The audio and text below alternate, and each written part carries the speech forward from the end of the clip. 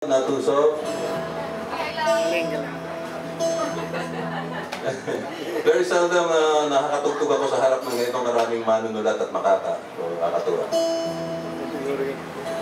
Welcome, Davao Writers. Is it a guild or a workshop? It's a guild having a workshop. Yeah. I'd like to share things I wrote when I was younger than you last year. Sinunod ko itong awit na ito mga 1975 or 76. This is a school production, Ateneo.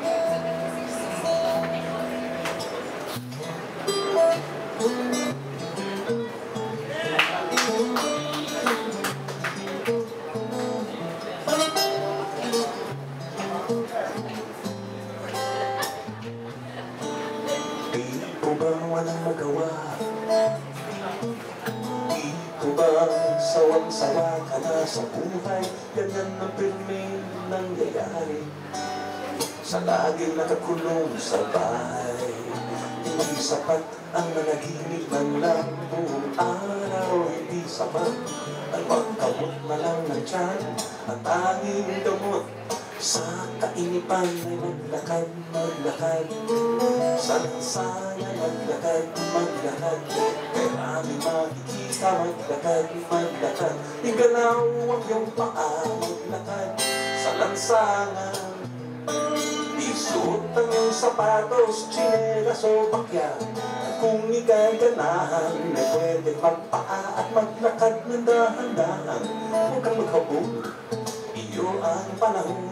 Sila maglakad, pagmasdan sari-sari, mga hayop, mga manok na nagpapawiran, asong nagliligawan,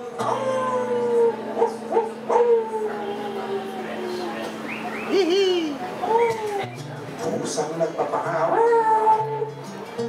naliligong kalapaw, kambing nagingiganda, at marami pang iba.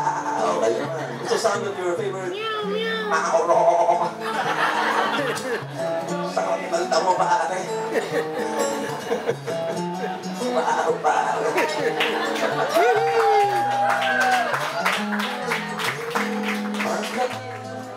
Pagmasdan, sari-sari, mga tao, mga lolang nakatabako, mga nagpuputuhan sa hagdan, mga lolong kabaston, mga babang walang pangpang, nagkikembutang mga madre, at maraming mga pare.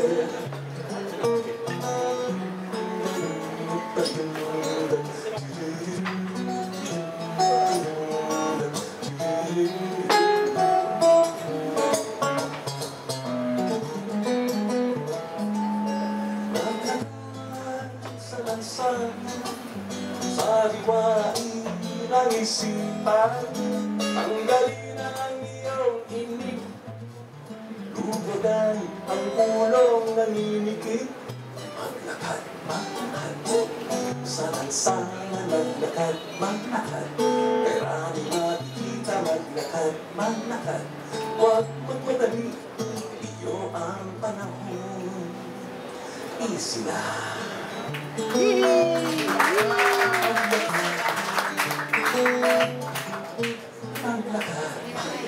Sabay. Maglakad, maglakad. Tuloy ha. Maglakad, maglakad. Dito ha. Maglakad, maglakad. Maglakad, maglakad. Maglakad, maglakad.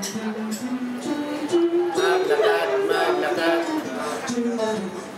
Maglakad, maglakad. Maglakad, maglakad.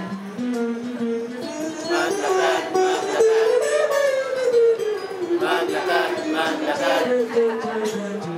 Maglakad, maglakad.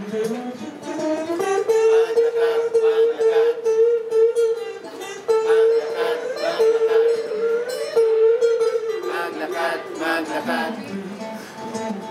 Maglakad, maglakad, maglakad. Maglakad.